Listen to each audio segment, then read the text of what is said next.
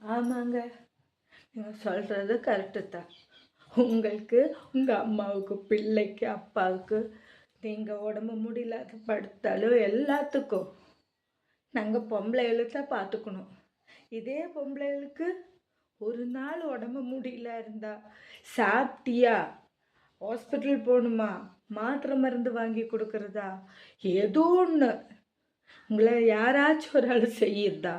செய்யலைல்ல. உடம்பு முடியல இருந்தாலும் நாங்கள் தான் உங்களுக்கு சமைச்சு போடணும். ஒரு தலையை வலிச்சாலும் நாங்கள் தான் எல்லாமே செய்யணும். காப்பி தண்ணி வச்சு குடிக்கணும்.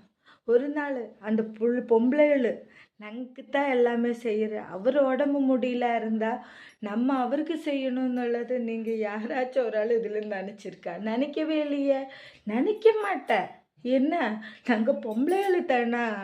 பொம்பளைகளுக்கு சொன்னா இவ்வளோ தானா? நீங்களே சொல்லுங்க. உங்களுக்கு மட்டும் எல்லாமே ஒரு சாப்பிட்டியான்னு போல கேட்குறக்கு இங்கே யாராச்சும் இருக்குதா? இல்லையே. உங்களுக்கு நேரத்துக்கு 3 வேளை சாப்பாடு, சாயந்தரம் காஃபி, உங்களுக்கு துணிமணி துவைச்சி போடுறது, உங்கள் பிள்ளையால பள்ளிக்கூடம் அனுப்புறது, உங்கள் அப்பா அம்மாவை பார்த்துக்கிறது எல்லாம் சந்தோஷமாக பொம்பளைகளும் செய்கிற. ஒரு நாளாச்சும் அந்த பொம்பளைகளுக்கு உடம்பு முடியல இருந்தால் நீங்கள் அவருக்கு செய்யுங்க.